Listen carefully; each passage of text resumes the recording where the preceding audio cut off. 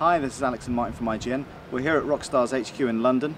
Behind this steel door is Ballad of Gay Tony. We're going to be checking it out for the first time, both very excited. Unfortunately you guys can't come in, but when we come back out we'll let you know what we thought. See you in a bit.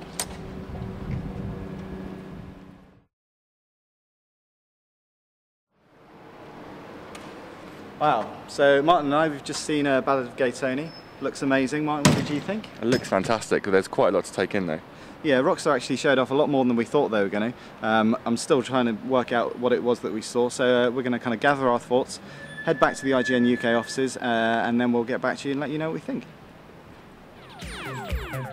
Is there anything else my team can do for you? Bear in mind we've only played an hour with him, so I think what will be interesting is that, well, firstly, he seems to be able to do a lot more than any of the other characters. Yeah. You know, the fact that, you know, in the hour or so that we saw, he was jumping out of helicopters, flying helicopters, shooting people, driving massive cars. Gay Tony, you'll always be the king of this town. You are this town. The parachuting down looked pretty amazing.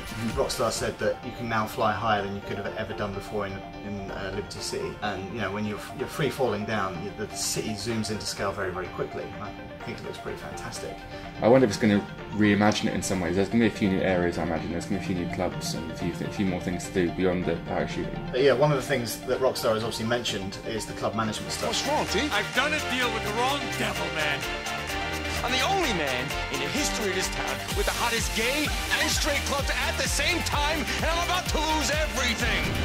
And also tying into that is the new Arsenal as well. That's completely over the top. Johnny Klebitz had some pretty awesome things. His grenade launcher, his automatic shotgun were great, but this takes it to the next level. And one of the best of the weapons was the AA-12. It's essentially a fully automatic shotgun. You get different types of round. The thing we saw in the game was obviously the explosive stuff, the carnage that we managed to cause with that. It's almost, you know, I thought the grenade launcher from Lost and Damned was good, but this is going to be my weapon of choice, I think, when Gay Tony finally comes out. Tie that in with the sticky bombs as well, and yeah. It is properly explosive. The amount of carnage you can deal out within seconds is really, really impressive. You can get a 5-star rating in no time at all.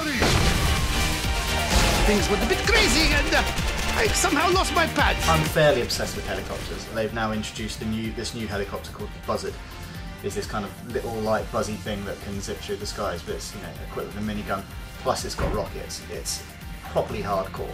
So on top of the Ballad, we also saw like a handful of other weapons, like the heavy machine gun, which we used in the I think it was the third mission. That was pretty cool. Just basically a portable saw. I mean, an actual SAW machine gun. A saw would be nice. There's no chainsaw, is there, in GTA 4? No, but well, I was going to say that probably wouldn't fit into the kind of, you know, the realism of it all. But then again, if you're running around with a military-grade shotgun, then the chainsaw probably wouldn't be that difficult. I know I made mistakes, but things are better now. I mean, how many times we gotta go over this? Money doesn't dance, the money doesn't dance, my friend. The automatic sniper rifle, that looked cool. The fact that you can just rattle off a few shots at long range. And the new Magnum style pistol, yeah. Which was just a exceptionally overpowered handgun. Yeah. One-shot kills with it. They're really good. I guess that's going to tie into the multiplayer stuff. We haven't seen that yet, but yeah, they haven't really announced anything on that yet. But I just think we spent an hour with the game, yeah. And there were new weapons, new helicopter, new cars, a bunch of new characters. And for me, it's like it's going to be priced at probably what, 16 to 20 quid. The last one was that, yeah. The last one came in. It would be the same with Lost and Damned, so it'd be a similar price to that. So I was really surprised by Lost and Damned. Thinking it's a downloadable game, I wasn't expecting it to come in as long as it did, and to have the multiplayer mode it did, and to be a different take on the city as it was. Yeah. And it looks like Gay Tony's going to repeat that trick, so I'm sure it's some really good value for money. Okay, that's what we thought of Ballad of Gay Tony. Obviously there's a lot more yet to come from Rockstar. We've got to see the multiplayer and the club management modes, but I'm sure we'll be looking at that quite soon. So keep your eyes on IGN, and we'll have the full review nearer to the release at the end of October.